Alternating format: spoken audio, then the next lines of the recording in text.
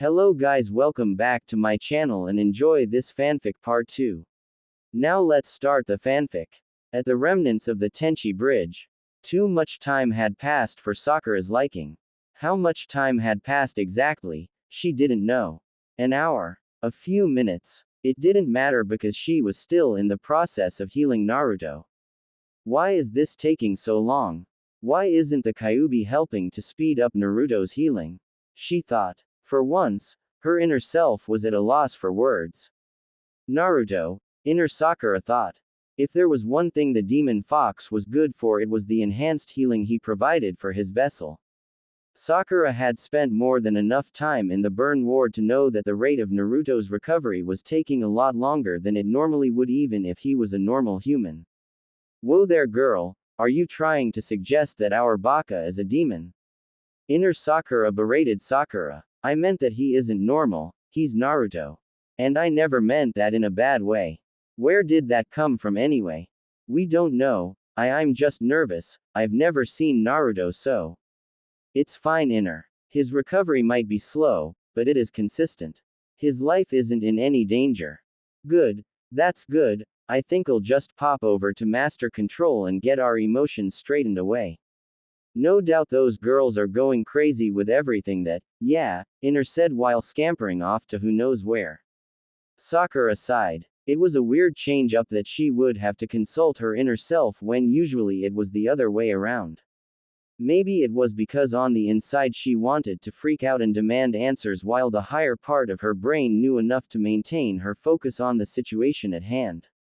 Once Sakura returned to the leaf, she would have to thank Lady Tsunade for all those stress tests she put the young medic through. To be able to stay calm and collected even while you wanted to tear your own hair out was an invaluable skill. Sakura, came a voice back in reality. Sakura looked up for just long enough to realize that it was Kakashi who had spoken to her. Immediately she returned to her work. What is it, Kakashi-sensei? In case you haven't realized, I am trying to concentrate. She said with an annoyed tone. I just wanted to get our bearings.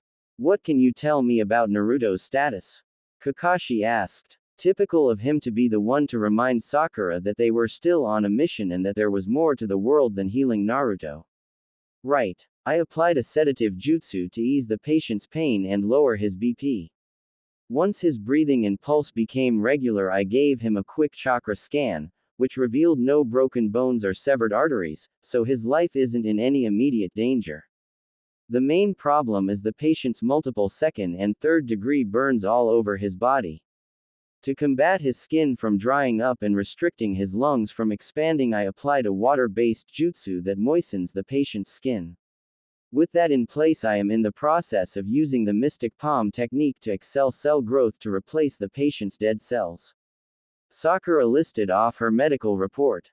It was just like she was back with Tsunade practicing on patients in the burn ward and was asked to explain her step-by-step process.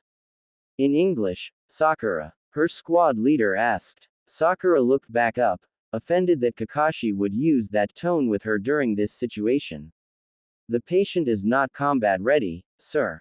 She reported, not willing to bring herself to think of the man beneath her as anything other than her patient. It was something else that Tsunade had taught her, perhaps the most crucial thing. In the most critical moments, you must never think of a patient as your friend.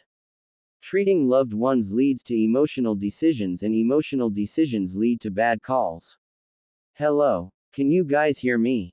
A voice in Team 7's collective heads asked. Gohan, Kakashi thought. Is that you? Yeah, it's me. I sensed a massive power fluctuation coming from your team's direction and now I can't sense Vital's energy. What happened? The mission encountered a massive hiccup. Orochimaru showed up, Naruto went ballistic and is out cold now, and Vital was captured by Orochimaru. Shit.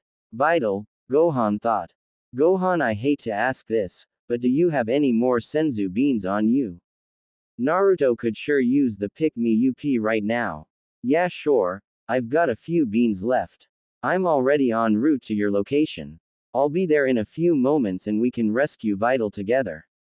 Understood. Kakashi breathed a sigh of relief, finally some good news. While both Kakashi and Yamato were overjoyed at the thought of some backup, Sakura felt dejected.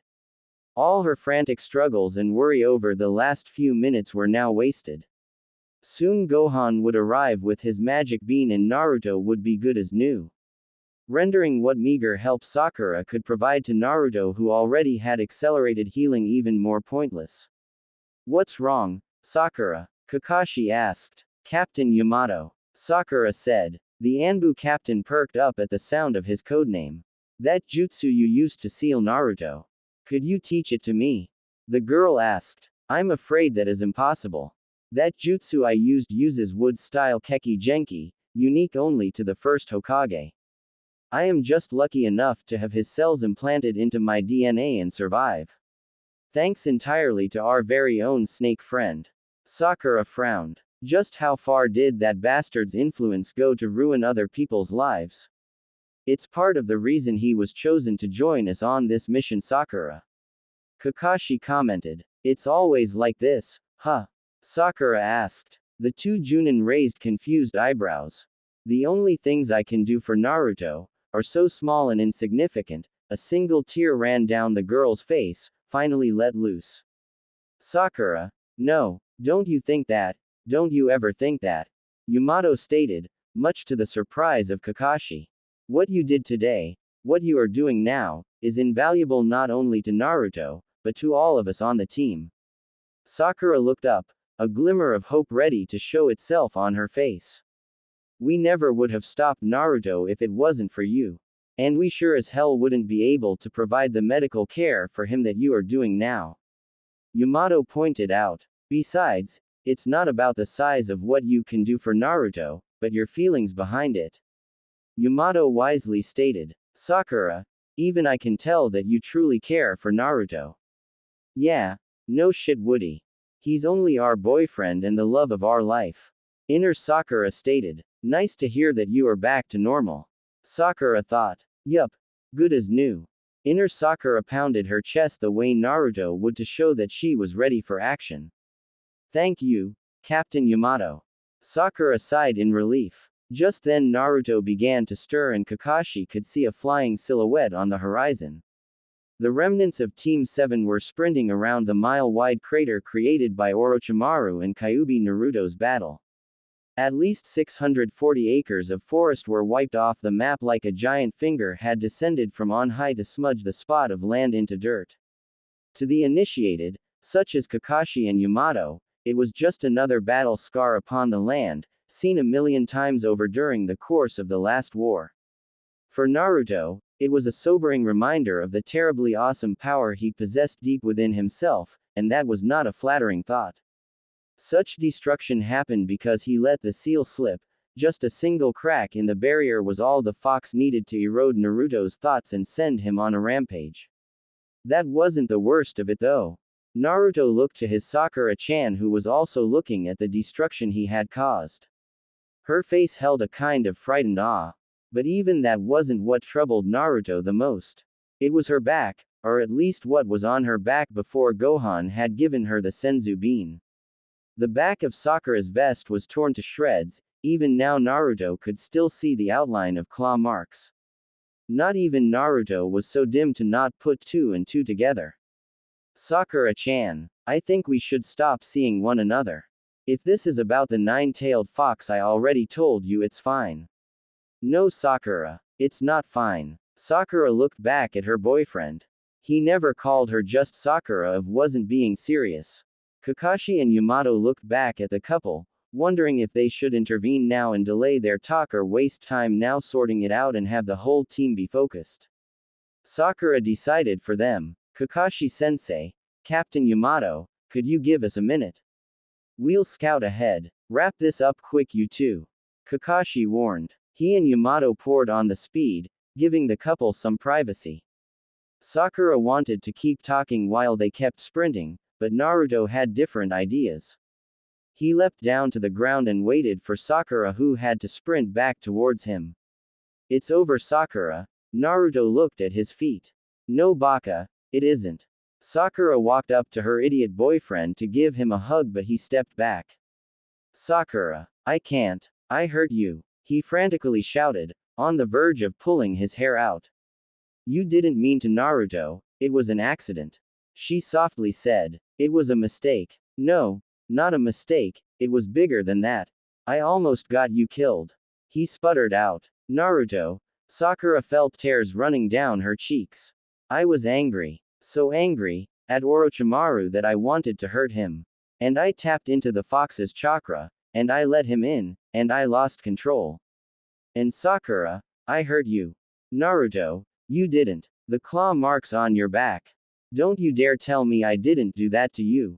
Naruto's own tears streaked down his face. You didn't mean to. I'm the Jinchuriki to the nine-tailed fox. It's my responsibility to keep the demon fox at bay and prevent stuff like this from happening. If you're around me, the fox might hurt you again, he choked.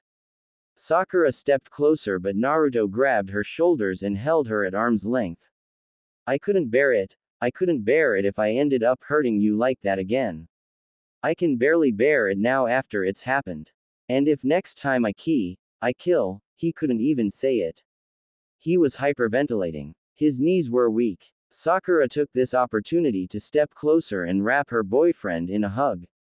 This time he didn't pull back from her.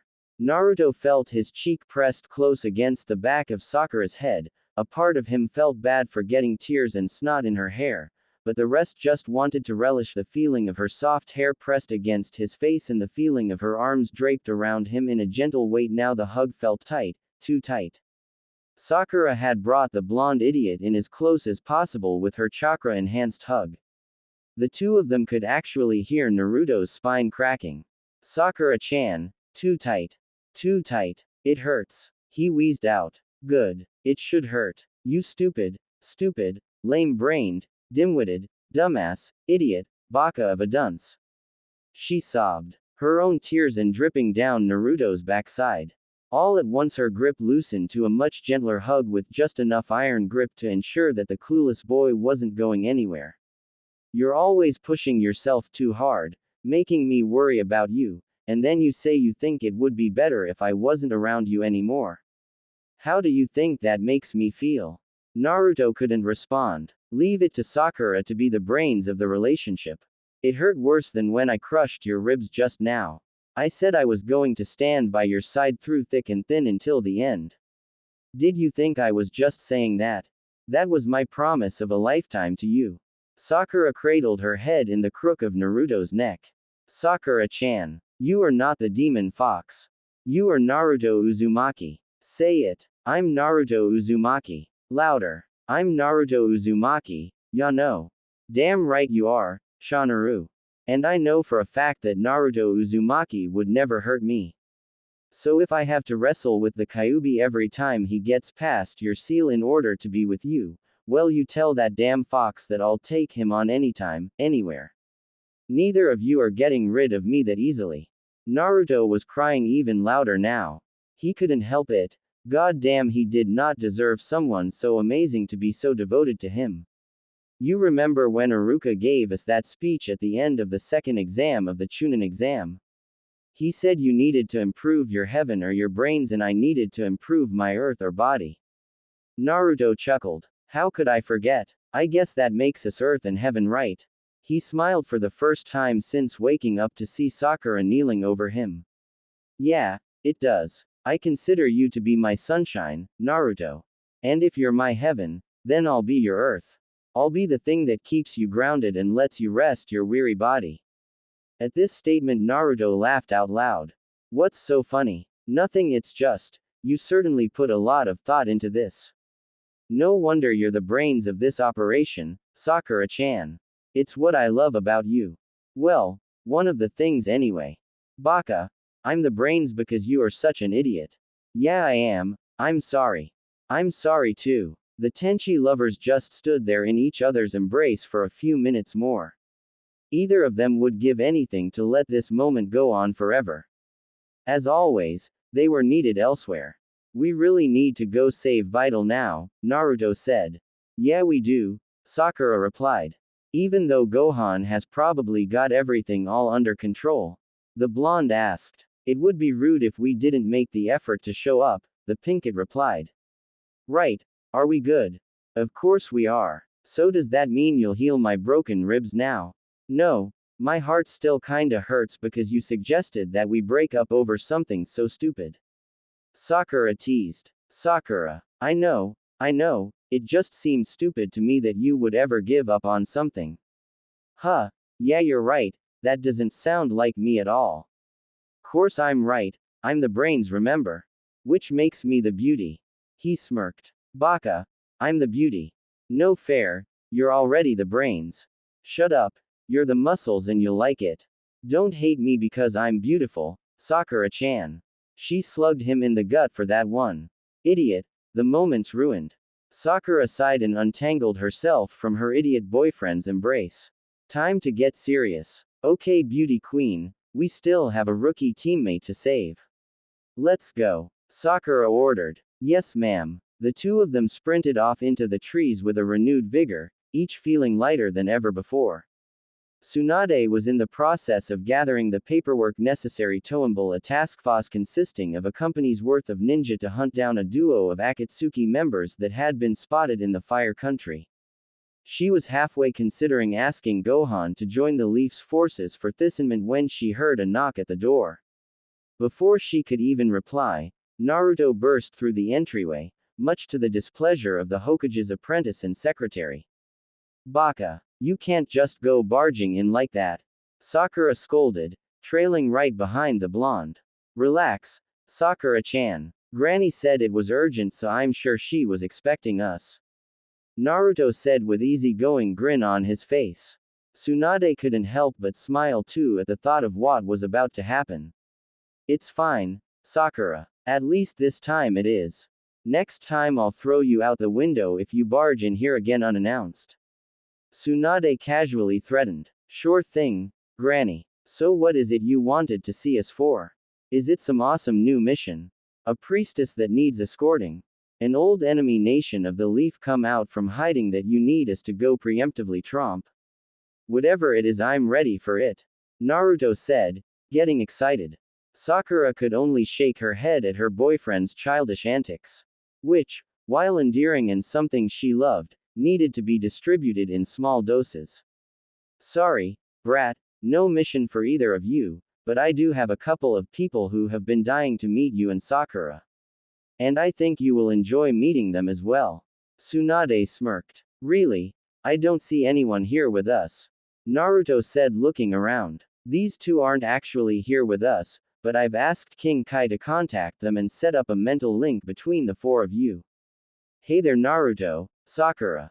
King Kai spoke into both their minds. Yo, King Kai, what's up? Naruto replied. Oh, you know, just the overseeing god of the northern universe acting as the gaffer of one bossy mortal. What was that? Tsunade butted in, sending a shiver down everyone's spine. Nothing. King Kai hastily replied. Whipped. Naruto said. Shut up. Look, I've got Minato and Kushina waiting on the other line and I've got other things to do. So Naruto, grab Sakura's hand and the both of you close your eyes. You'll want to get a good look at these other two. The two shinobi nodded and did just that. As soon as they closed their eyes, the bright and sunny room seemed to turn pitch dark immediately. Naruto and Sakura could feel their feet still planted on the carpet inside the Hokage's office and feel each other's hands, but it felt far away. Even with their eyes closed, Naruto and Sakura could still see each other standing next to one another clear as day. The distant feeling of warm sunlight shining through the Hokage office windows seemed to be overpowered by the cold isolation of the mental realm they now occupied. It was comforting to know that the two of them had each other to keep company. Hello, Naruto, came a beautiful voice. Quickly, Naruto and Sakura turned around towards the source of the voice and saw two distinct figures, a man and a woman. The man was tall with blue eyes and long spiky blonde hair, similar to Naruto, wearing a white trench coat over a standard Junin uniform with a leaf headband on his forehead. The way he carried himself gave a sense of relaxed authority and power. The woman, who Sakura deduced was the source of the voice, was a head shorter than the man with violet eyes, a more roundish face like Naruto's, and extremely long red hair that almost went down to her ankles. She was wearing a simple dress with an apron, common attire for a housewife, yet she too carried an aura of nobility even as she smiled in a slightly mischievous way, kind of like how Naruto smiles when he is waiting for you to pick up on a joke he already knows. Come to think of it, the more Sakura looked at the two strangers, the more similarities she could make between them and Naruto. Something started to click in Sakura's head, but they couldn't be. Hello, Naruto said, not sure what to make of the two strangers.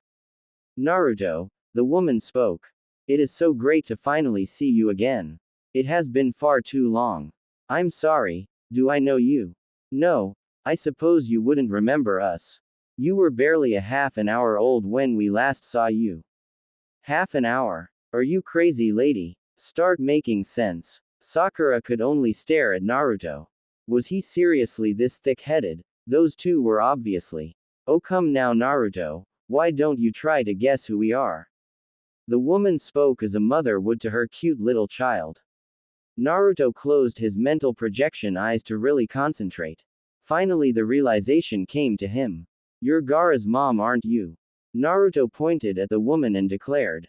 Sakura did a massive face palm while the man and the woman who was obviously not Gaara's mom just looked dumbfounded. Baka. Of course that isn't Gaara's mom. Sakura scolded while bringing her fist down on her clueless boyfriend's empty skull. Ouch. Come on Sakura, of course she is, she has to be. Look at her hair, it's the same shade as the cages, ya know. Naruto pointed out while shielding his head from more of his annoyed girlfriend's blows. That's not, the man spoke up for the first time. Worried that his son might have been dropped on his head at some point. I am not the cage's mother, ya know. The woman shrieked, having lost her patience with her dim-witted son. Well his aunt then, who else has such red weight, did you just say, ya know? The light bulb finally went on and Sakura ceased her beatings. Did I really say that? Sorry, I get overexcited really easily and it just slips out sometimes.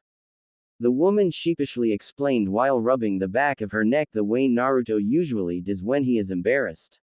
Naruto felt the onset of tears coming on. But did you finally figure it out? Took you long enough, ya know. Slowly, Naruto got to his feet, never taking his eyes off of the beautiful woman. That's right, she never got to finish her sentence for she was interrupted by the blonde boy glomping her for all he was worth. His arms ensnaring her in the tightest hug he could muster. He was literally shaking from melancholy. I've always wanted to meet you, Mom, Naruto sniffed out through tears of joy. His mother had a soft smile on her face as she gently hugged her son back. The man's face was full of pride as he saw his son hug his mother for the first time. Sakura was at a complete loss for words. She cupped her hand over her mouth, tears threatening to fall, it was so beautiful. After a minute, Naruto pulled away with the biggest smile on his face. Not since Sakura-chan had asked to be his girlfriend was he this happy. There are so many things I want to ask you, ya know. Hold on there, Naruto, don't you want to be introduced to the man over there? Kushina pointed at Minato who had been waiting patiently in the background. Wondering if her son could pick up on the man's identity quicker. Naruto's attention turned to the man in the white trench coat and immediately his expression fell. I recognize you. Everyone was taken back with the blonde's dark shift in tone. You're Minato Namikaze, the fourth Hokage. Sakura's eyes shot open. How could she not realize it sooner? The man before her was a spitting image of the fourth's portrait hanging in the Hokage office. Of course it was his picture. His face was in all of Sakura's history textbooks about the leaf. His face was on the freaking mountainside hanging over the village for Sage's sake. Yeah, that's right, but can you tell us who else I am? Minato teased the boy like a father would tease his son. Yeah, you're the hole that sealed the nine-tailed fox inside me. Naruto slugged the fourth Hokage right in the gut, doubling the older blonde over. Do you have any idea what my life has been like because you did that? Sakura had to run up and secure Naruto into a full Nelson to stop him from assaulting the deceased Hokage further. All the villagers hated me. All the abuse, the isolation, the beatings. It's enough to drive a person crazy. They didn't even treat me like a person. Except for a few of my friends. And even then the fox's chakra made me hurt them. It made me hurt Sakura-chan. You made me hurt Sakura-chan. Naruto screamed. 15 years of abuse finally spilling out at its source. Now Kushina got in on physically holding Naruto back. Naruto, stop. It's not what you think. She pleaded. No, it's all his fault. He took me away from you, Mom. I bet he killed you too after he stole me from your arms. Just so that there would be no one alive to tarnish his reputation when he sealed the demon fox inside a random baby boy. That's enough, ya know. Kushina pounded her son's head in harder than Sakura had ever done, slamming the boy head first into the floor. Everything grew quiet. I didn't use a random baby boy, Minato wheezed out. I would never ask a parent to make a sacrifice I wouldn't be able to make with my own son. This got Naruto to look up in astonishment. What? He's saying that he is your father, dumbass. Sakura huffed out, her patience spent after holding back Naruto during his well-justified temper tantrum. Her hands were on her knees as she stood over Naruto, while Kushina had retreated to Minato's side to check on him. Yeah, and holy crap. That means our hubby is the son of the fourth Hokage. That makes him like royalty. Inner Sakura raved. Everyone's gaze turned to the fifth apparition to appear in this mental conversation. Who looked exactly like Sakura, only with more curvaceous features. Just went from an A to a 9.5. Inner Sakura said mostly to herself. Excuse me, who are you? Minato asked. 9.5. Why not a 10? Naruto inquired. Inner, what are you doing here? Sakura shrieked. Inner Sakura ignored everyone's questions and chose to focus on Naruto. Yeah, 9.5, we haven't gotten a look at the hardware yet. Inner Sakura winked at the blonde. Gotta think long term when it comes to these sort of things. Although, length isn't everything. She gave a sultry giggle towards the increasingly uncomfortable boy. Okay, none of this. Get out, Sakura shouted while pushing her inner self away from the group. Oh come on, I want to meet the in-laws. And Naruto was gonna learn about me sooner or later. Well, not today. God willing, not ever. Sakura berated before giving her inner self a final push that caused the pink-haired mental projection to fade from existence back into Sakura's subconscious.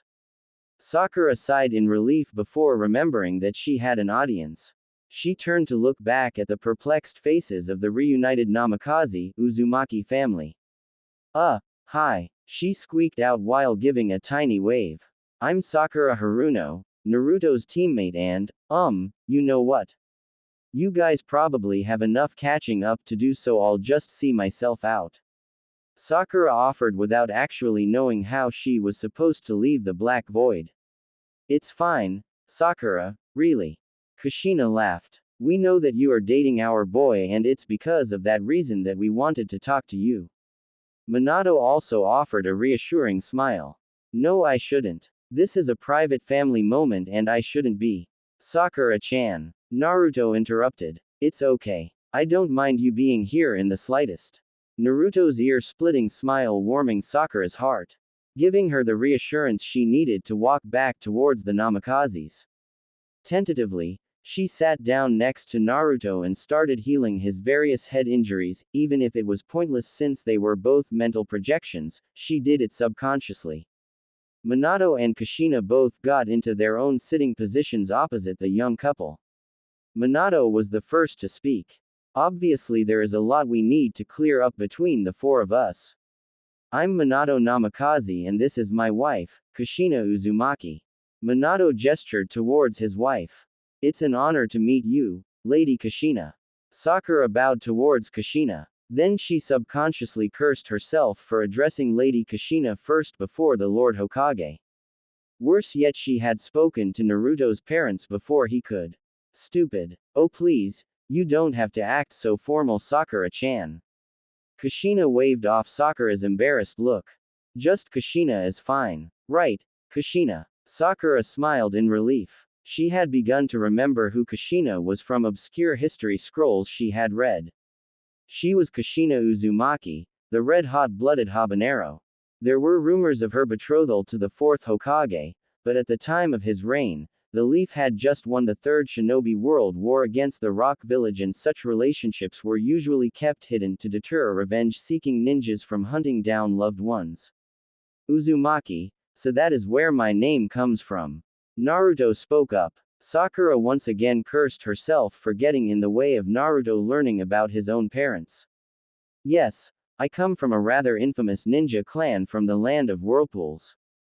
Kushina explained. The reason you wouldn't know about them now is that they were wiped out long before I was born.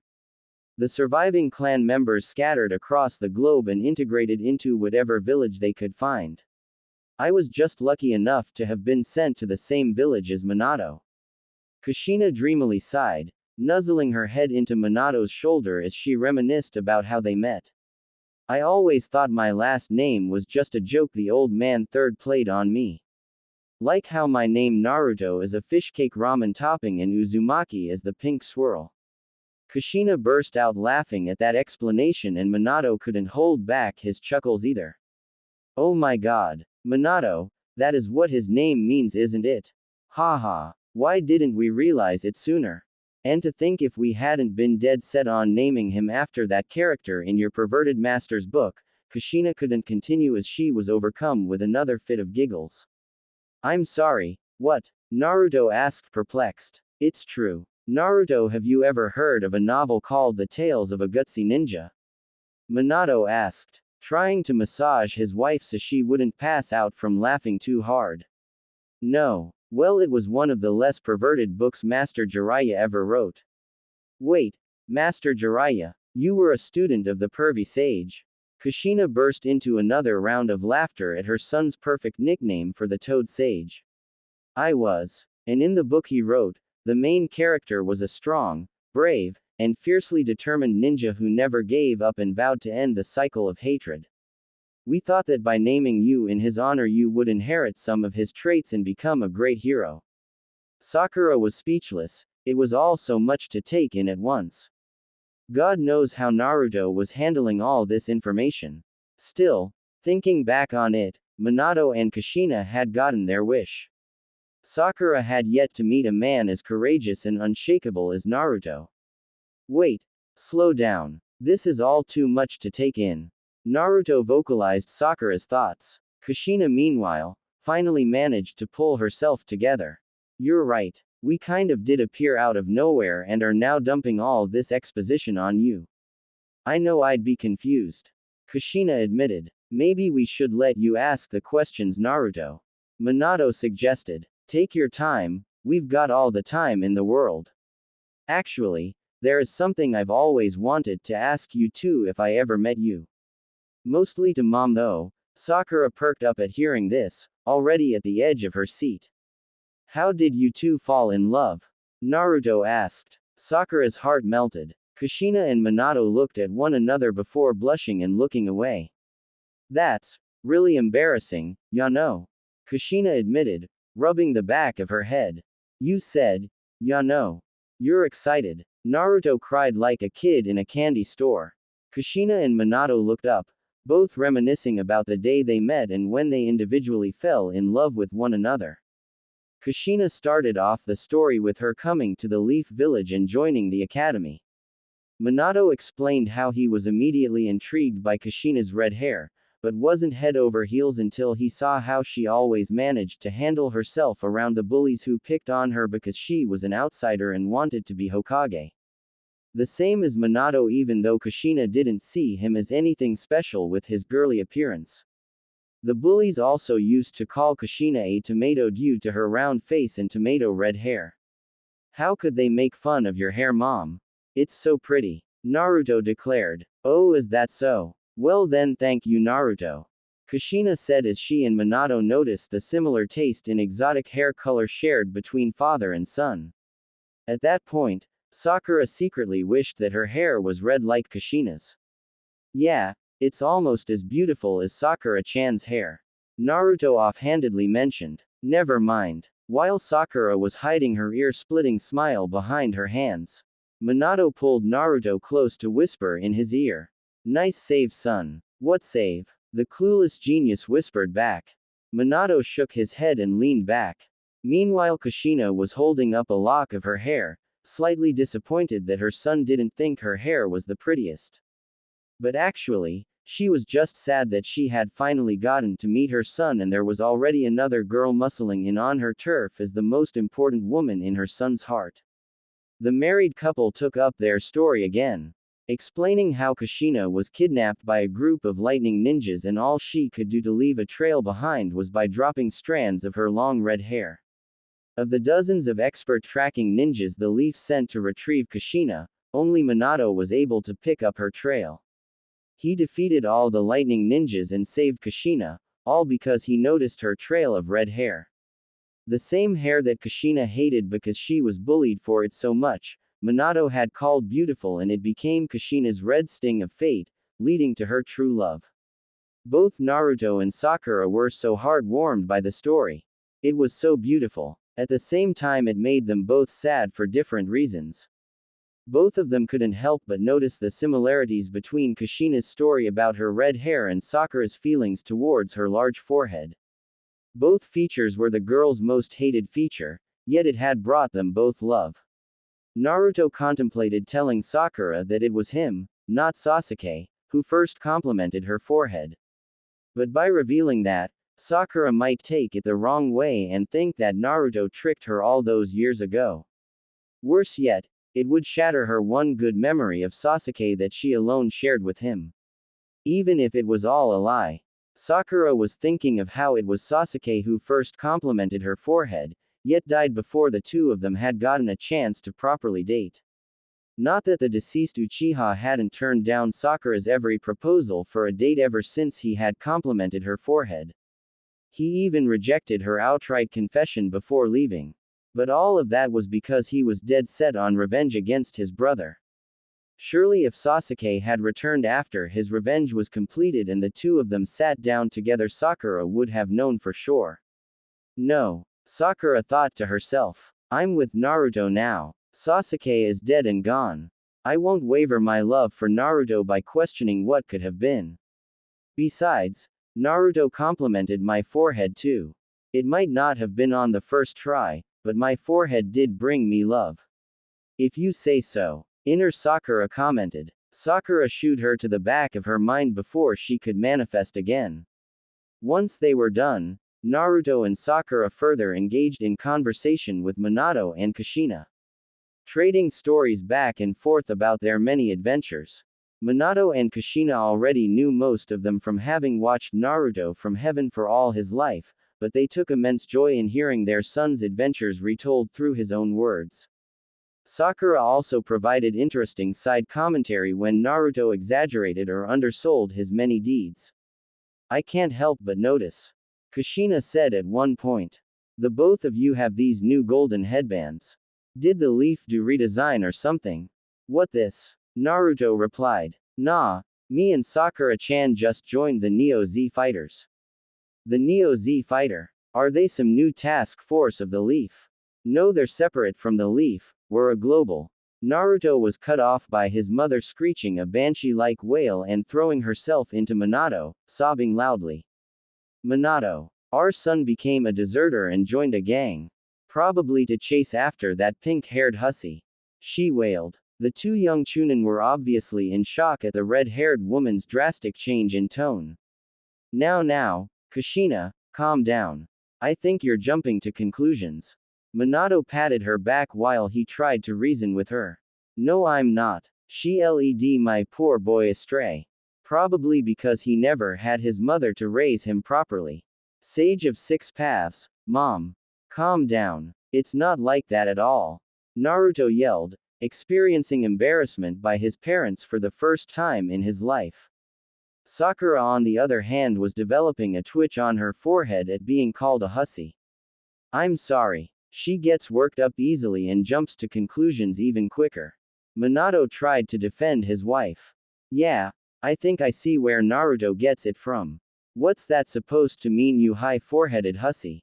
Kushina spat. Naruto went dead silent. His mom had pushed the forehead button. Grr. I'm not a hussy, you freaking tomato.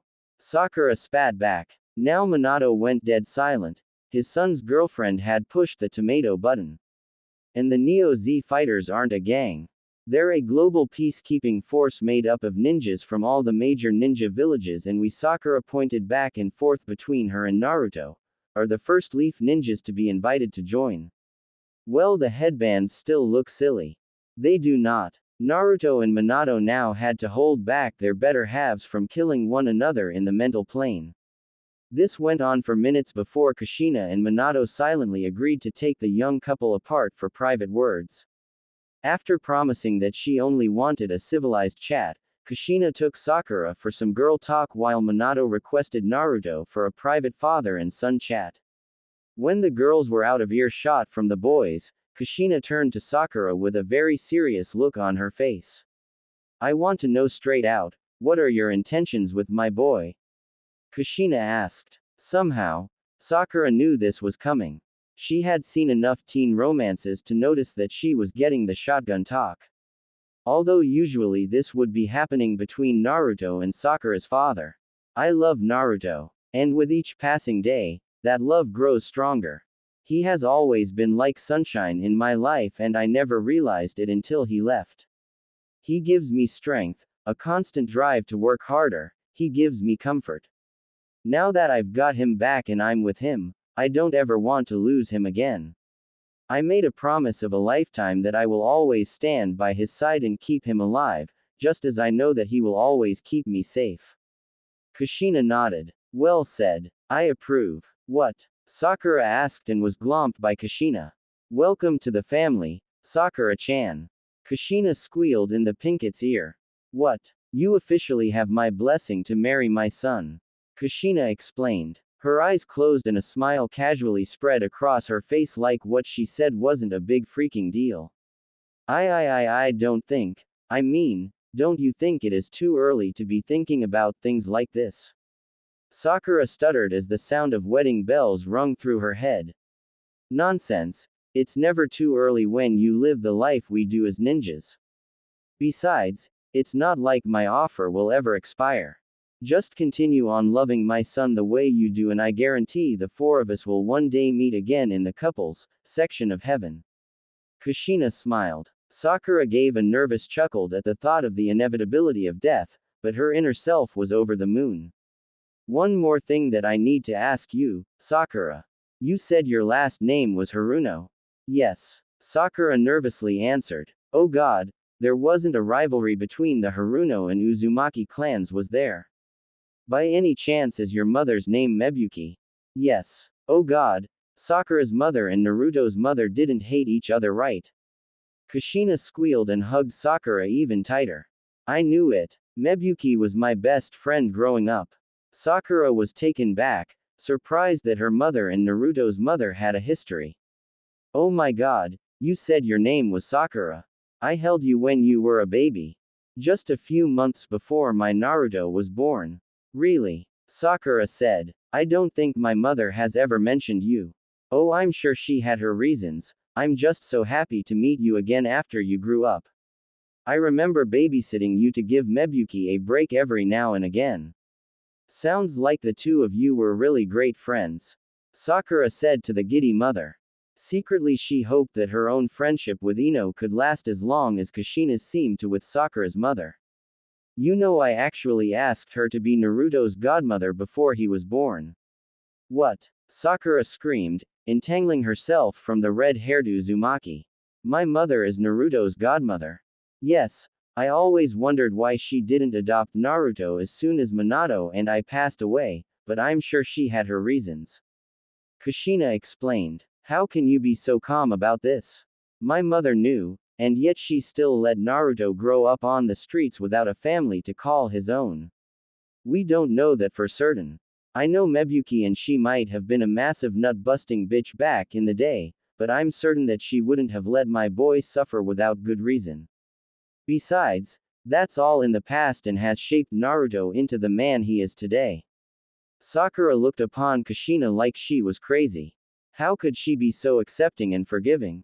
What the village did to Naruto as a child was unacceptable, and anyone who could have helped him but didn't was just as bad in Sakura's eyes. She would have words with her mother when she got back to reality. Listen, Sakura, if there is one thing that death has taught me, is it that there is little to be gained by holding grudges and living with regret. Sure, I was furious when I looked down upon the village abusing my boy just because he housed the Kyuubi, but looking at how his life has turned out now, all that hatred gets swept away.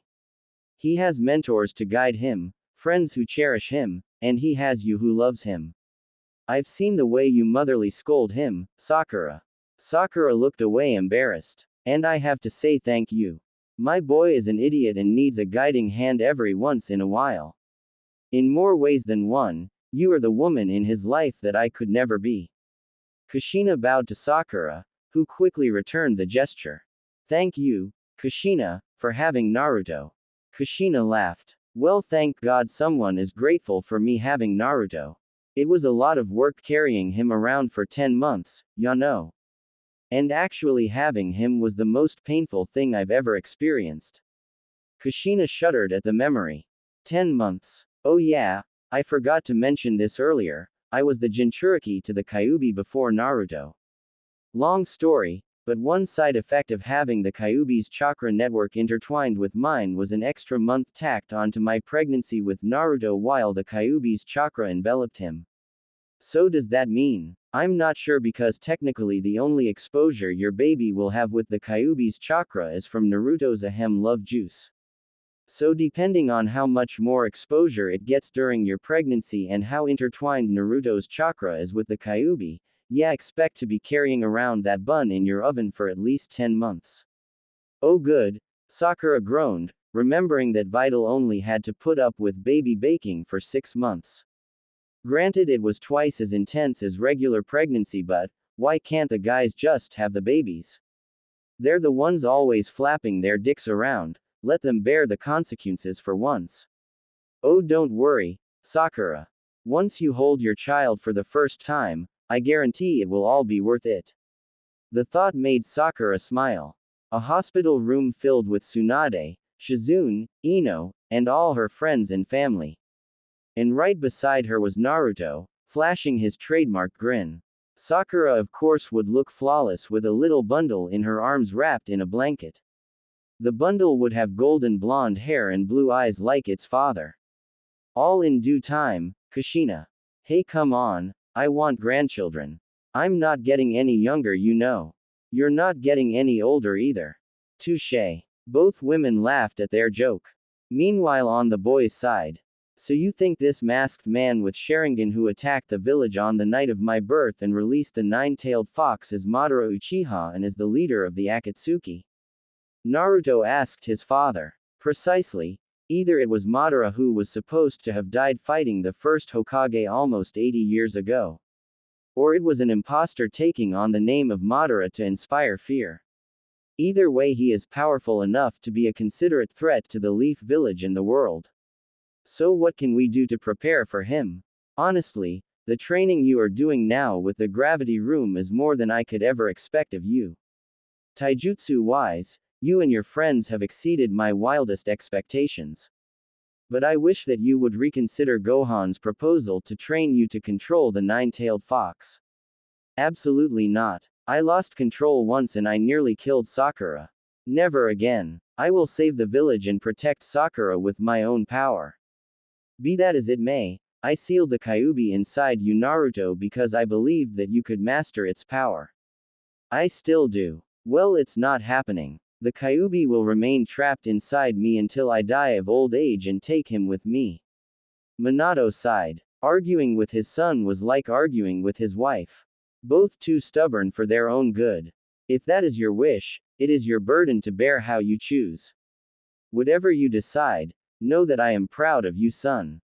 Minato reached out and patted his son on the head. Just a heads up, I left trace amounts of both mine and Kushina's chakra inside the Kyuubi's seal. One to act as a failsafe and restore the seal if it ever breaks, and the other to help you along with taming the beast. Thanks, Dad. Oh, and Naruto. Don't let this one slip away. Minato smirked at his son. I won't, Dad. The two Namikaze men shared a mutual smile. The boys soon reunited with the girls, and unfortunately, Minato said that they had to end their meet-up soon. I hate to say this, but if Kushina and I don't get back to the heaven quickly, we'll miss our flight to hell. Hell? What the hell are you talking about? Naruto asked. How could his parents even think of leaving? They just met up after so many years. I'm sorry, Naruto, but if we miss our flight, then lose our reservations at the resort, and then we won't be able to see the GOOH tournament. The what now? The Get Out of Hell tournament. Kushina explained. It's a major event in the afterlife that takes place once every few decades. It's a tournament where teams of up to 6 fighters from all over the multiverse compete against one another in no-hold-barred arena fights. That sounds like every other fighting tournament ever held ever. Sakura commented. Yes, but the winning team gets a unique prize. They select one soul, damned to spend the rest of eternity in hell, and pardon him of all sins. The soul then gets to ascend to heaven. Just like that, just like that. We should go sometime once the two of you have passed on after living full lives and raising us dozens of grandbabies. Kushina suggested. Mom. Naruto shrieked, embarrassed. That was the second time he had embarrassed him in front of his girlfriend in the same hour. Give me grandchildren, Kushina shouted, only to be dragged away by Minato. Listen, Naruto, we'll talk more at a later date, you can believe that. Just contact King Kai if you ever want to speak with us. Minato said, trying to keep Kushina from ripping the pants off of Sakura and Naruto and throwing them together in a locked room. You're damn right we will, believe it. Naruto said. A silence grew among the group. Before anyone could say anything else, Naruto grabbed his parents in one final bear hug. He wanted to convey all his love into one final hug. Naruto. Naruto. Too tight. Air. His father wheezed out. Whoops. Sorry, Dad. Naruto said before releasing his parents, who both drew in large breaths. Guess I don't know my own strength. Naruto sheepishly rubbed the back of his head. Yeah, I'll bet. I wish we had the gravity training back when I was your age. Oh hush. We love you, Naruto. With all our hearts. We'll talk again before your 16th birthday. Kushina promised. I love you both too. Thank you for being my parents. All 4 ninjas were all on their way to spilling tears. Slowly, Naruto and Sakura's mental projections began to fade from the black void, and their consciousness was pulled back into reality. Naruto and Sakura returned to the real world with an overwhelming warm feeling permeating throughout their entire bodies. Back in the void for a moment. Hey, why didn't you get hurt by Naruto's hug but I did? Minato asked Kushina. Because it's like the third's wife said during Naruto's birth. Women are strong and men are pussies. I thought so. So when and where do you want this portal? I could do it right here and now, but I would imagine that you want to run home and grab your toothbrush. Whis said while looking at the bottom of his empty ramen bowl, hoping that more ramen could be willed into existence through the power of dreams. I could run home and grab my travel bag. Shouldn't take me more than an hour. Sakura-chan, what about you? Naruto turned to his girlfriend with an excited look on his face. A new adventure was on the horizon and they needed to move quickly if they were going to save Sasuke's soul. I'm not going, Sakura said. Wait, what? Inner Sakura thought. Sakura-chan, I'm sorry, I must have misheard you. I said I'm not going, Naruto. Sakura shouted more clearly. I'm not going to hell to fight demons or whatever, and I don't think you should either. Naruto was taken back. Where was this coming from? Especially from Sakura of all people. Sakura-chan, what are you saying? This isn't just us going to fight demons, this is to save Sasuke, our teammate. Our former teammate, Naruto. Emphasis on former. He's dead now, remember? Yeah, I do. Naruto bit back. And I also remember that he is trapped in hell. being tortured as we speak for all eternity. And you just want to leave him there. This whole scenario was disturbing to Tsunade. Naruto never, and I mean never, yelled at Sakura with that tone of voice. Of course I don't want to leave him there. But this whole going to hell thing is just asinine. It's ridiculous. To go this far for anyone. I was always ready to risk my life to save Sasuke, and I thought you were too, Naruto said with a touch of sadness breaking through his anger. I was. But this is hell we are talking about. We'd be risking more than our lives on this journey, mission, whatever this is. And for what? Sakura threw her hands up. For Sasuke. Our teammate. For Sage's sake, Naruto. Can't we just forget about Sasuke for once? Forget about Sasuke. Yes. He's dead, alright. Dead and gone. He's no longer our concern. I understand that you made me that promise to bring Sasuke back no matter what. And I admire your dedication, I truly do, but this is over the top. There is no use helping the deceased, Naruto. The dead stay dead. The dead stay dead. Suan could remember telling Sakura those exact words when she began her medical training. It was more personal advice than advice to a fellow medic though. It was Tsunade telling Sakura not to chase ghosts like Tsunade had done for half her life. Better to move on from your failures than to dwell on them for decades until a certain blonde-haired idiot comes along and knocks some sense into you. The dead stay dead, Naruto whispered. What a load of horse shit. The dead don't stay dead, Sakura. We literally just met my dead parents an hour ago. That's different. How so? They were good people. And Sasuke wasn't. No, he wasn't. Sakura screeched, the dam breaking loose. He was a jerk so full of self-pity that he brought everyone around him down with him. You don't mean that. I do. I was just too blinded by my stupid crush on him to see it. But now that I think it over, yes, maybe he does deserve to rot in hell. Sakura spat, her chest heaving. Naruto looked upon her with a face of utter disgust. A jerk full of self-pity, huh? So I guess that means you think I deserve to rot in hell too. Is that right? Naruto asked. Sakura was taken back by his response. What? No, Naruto, that's not what I meant at all. But it is what you implied. You might not have realized it, Sakura, but I did want to bring Sasuke back for more than just your benefit. The blonde spat. I wanted to bring Sasuke back because I wanted to bring him back. Sasuke is like a brother to me, the closest thing I could ever hope to have, like the real thing. We're cut from the same cloth, him and I. So if you think he is a jerk full of self-pity over his tragic past, then I guess you must feel the same way about me. Naruto, no, that's not what I think at all. Or is it just that I'm alive and I'm here? And Sasuke isn't? Naruto questioned. What's that supposed to? Suan. Aren't you going to say anything? Her apprentice spat, hoping her mentor could come and save her. Tsunade had been patiently watching the argument unfold before her. It never seemed her place to butt in, but nevertheless. Tsunade sighed. Naruto, I agree with Sakura. This whole plan is asinine. You say you want to be Hokage, Naruto. Well, a Hokage's duty is always to his people, his living people. You need to learn here and now that a ninja who chases ghosts is of no help to anyone. And I am not about to allow any of my ninjas to go on a suicide mission to ease the suffering of a dead traitor. Tsunade said, trying her hardest to keep her Hokage persona going. Granny, you can't be serious. I'm being very serious, Naruto.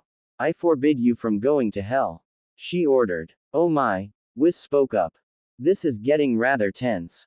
The attention of everyone in the room returned to the god still standing in the center of it, trying to catch drops of ramen broth on his chopsticks. Just then, Gohan flew through the open window to join the Hokage's side. Sorry I'm late, Vital had severe morning sickness and who the heck is that?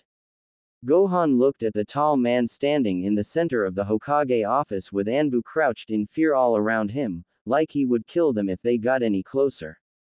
Oh, don't mind them. They're just traumatized from coming back to life. The man explained as if he read Gohan's mind. I see. And you are. I am Whis, caretaker to Lord Beerus, the god of destruction. I see. Can you guys fill me in? I'm kind of lost. Gohan asked. Long story, Sakura began. But we found out that our former teammate Sasuke is in hell and this idiot Sakura gestured towards Naruto wants to travel to hell and enter some tournament to get Sasuke into heaven or whatever. And this one she gestured towards Whis says that he'll let Naruto enter after Naruto gave him ramen. Okay. You said hell right. Capital H, E, double hockey sticks. The women medics nodded. Naruto, that's crazy. Don't you start too, Gohan. No, I'm serious. Everyone who dies goes to the afterlife, right? If our dimensions have the same afterlife, then you won't just be facing the worst souls of your dimension, you could end up facing the worst of mine. I don't care, Gohan, I have to save Sasuke. If you don't want to help me, that's fine. No, Naruto, I do want to help you, I do, but this isn't worth the risk. Gohan pleaded. I should have known you all wouldn't understand. Naruto said. He then looked towards Sakura. You especially, I thought you of all people would support me on this. Naruto positioned himself in front of the window to take off. He turned back towards Whis. Can you open up the portal in an hour? I need to get my stuff ready. Sure thing, Whis said before disappearing. What? No, Naruto. Gohan cried. But Naruto was making his way outside the office window. Naruto, if you go on the mission, I will demote you to Genin. Tsunade threatened. Go ahead. Naruto didn't even look back. Naruto, if you leave, I will kick you off the Neo Z fighters. Gohan tried. Naruto untied his gold-plated headband and threw it on the floor. I preferred my old headband anyway. Naruto was just about to make the final leap. Naruto, Sakura shouted. If you leave, I won't ever forgive you. He hesitated, for just a moment. The orange ninja leapt out to the rooftops and sped off into the distance. Sakura ran up to the window and leaned outward. Naruto. Fine. Be an idiot, you stupid jerk. The pinkett screamed, her face betraying her true feelings, her cheeks were stained with tears. Tsunade turned to her useless Anbu guards. Follow him and don't let him leave the village no matter what. She barked. The Anbu all scrambled to attention and nearly tripped over one another trying to leave the room. Tsunade slumped back into her chair. This day could not get any worse. That's when Gohan stood in front of her looking serious. Don't worry, Lady Tsunade, I'll bring him back. Gohan promised. You think you can outperform my Anbu when it comes to hunting Naruto down? I know I can. I'm faster and can track his energy signature practically anywhere on the planet. Yes, but you will need some help if you want to convince the little idiot to give up this plan of his. Jiraiya and Kakashi have already been called away on other missions, and Iruka is off on a class field trip. Tsunade listed. Gohan thought it over for a moment, then a lightbulb went off. I think I know a few guys. I'll round them up and then cut off Naruto before he can get anywhere. Perfect. Get to it. Tsunade ordered. Gohan nodded, not that he actually took orders from Tsunade, and blasted off towards his destination. Tsunade was left alone to look at her apprentice staring blankly out the window in the direction that Naruto was last seen. Sakura. Without answering, Sakura turned around and headed for the door. Sakura, where are you going? To the hospital. Sakura answered back. Gohan mentioned that Vital came down with some severe morning sickness and I want to check to make sure that my patient is alright. Just as you taught me. Sakura, I know you must be upset about Naruto. Upset? I'm not upset. That idiot can go and get himself killed for all I care. Sakura slammed the door on her way out of the Hokage's office, leaving Tsunade to ponder how everything could have gone so wrong so fast. Meanwhile, Sakura was left alone with her thoughts. Okay, what the hell was that back there? And I don't mean with Naruto's half plan, I mean why didn't you agree to go along with it? Inner Sakura asked. Just drop it. Sakura, though, in a tone that even her inner self couldn't argue with. All across the Leaf Village, the sphere had been kicking up a frenzy. People just didn't know what to make of it. How could anyone be expected to act when a colossal orb shows up out of nowhere to project some mystical blue man who tells them that 6 of their young ninjas were competing in some tournament no one had ever heard of, and then shows the same boys running in infinitum down an endless stone road? It raised more questions than it answered. Those who knew the boys personally were worried for their safety, that they had been trapped in that damn sphere by the blue man.